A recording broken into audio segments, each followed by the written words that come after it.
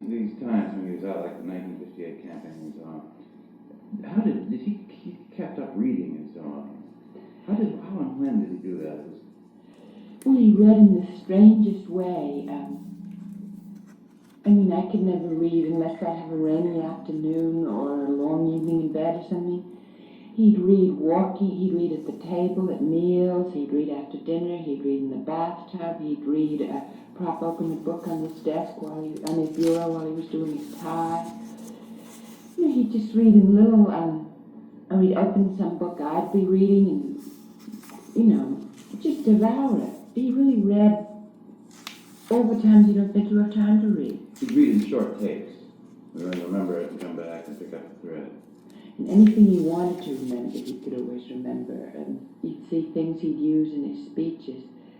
You'd be sitting next to him on some platform, and suddenly out would come the sentence that 2 weeks ago in Georgetown he would have read out loud to you one night just because it interested him. Mm-hmm.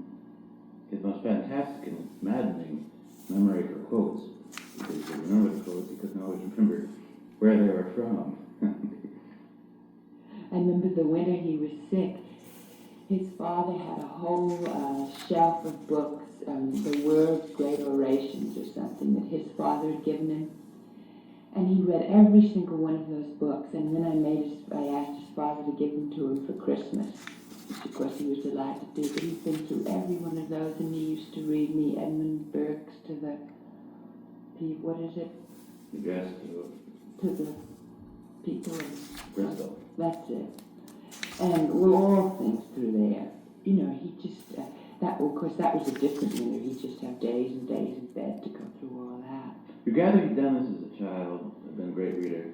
Yes, I know he'd read Marlborough when he was about 10 or 11, because in his room at the Cape, which he's had since he was a boy, those books were in a little bookshelf by his bed, all old, sort of mowed back.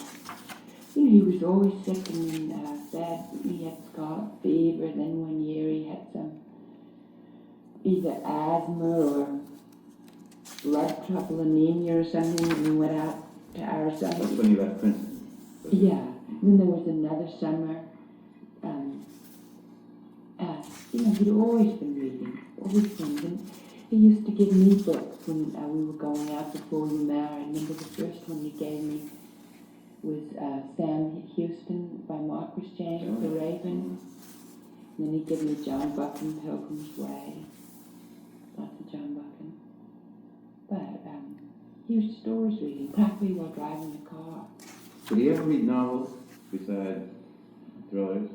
And the only thrillers he ever read were about 3 and Fleming books later. No, I never saw him read a novel.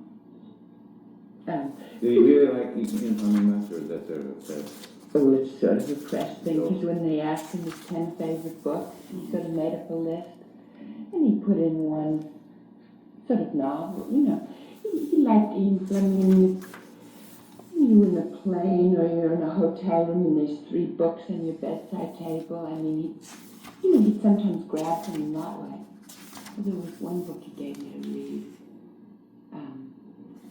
Something about time. It was a novel where someone goes back in the 18th century and uncovers a mystery. It was just a paperback book he found in some plane.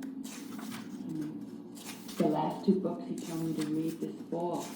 He was reading The Fall of the Dynasties and Patriotic Gore, he kept telling me to read, neither of which I got in mind. Patriotic Gore, particularly, is one of those books.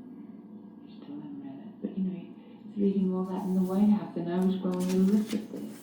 But it's a matter of constant mystery, because he was surrounded by all these academics who supposedly read books all the time. None of us ever I can read books. He would say in a slightly accusatory way, ask us about books recently somehow. And every Sunday he'd rip 3 pages out of the Times book section and with an X around what I was to get. Mm-hmm. You know, it'd be rather interesting to look over my bills from the Savile bookshop, because all these things I'd order that Jack would say to get. And weekends all the time would be That'd be fascinating. Are the bills somewhere as well? Well, I have all the bills. I suppose they're Yeah, they are. I'm sad the books at the list. Mm-hmm. What else would you, for instance, at Camp David sometimes, if it was a rainy day or something, you'd stay in bed and you have something, would you go through 2 books? Read very fast. Yeah. And you did at one time take a fast reading course. Did that make any difference?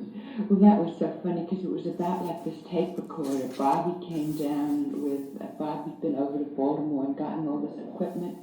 It's a little card you put in and the line runs down it. Well, we did it about once. You know, you meant to speed up and then answer questions about 3 crows, how many crows were in the cabbage patch or something. I think we did it twice on Christmas vacation in Florida and then stopped. Mm. So you never really did that. It was mostly history and biography. Yeah. Why not novels, do you suppose? I think he was always looking for something in books. He was looking for something about history or something for a quote or what. Oh, at Glenora he was reading Mao Tse-tung.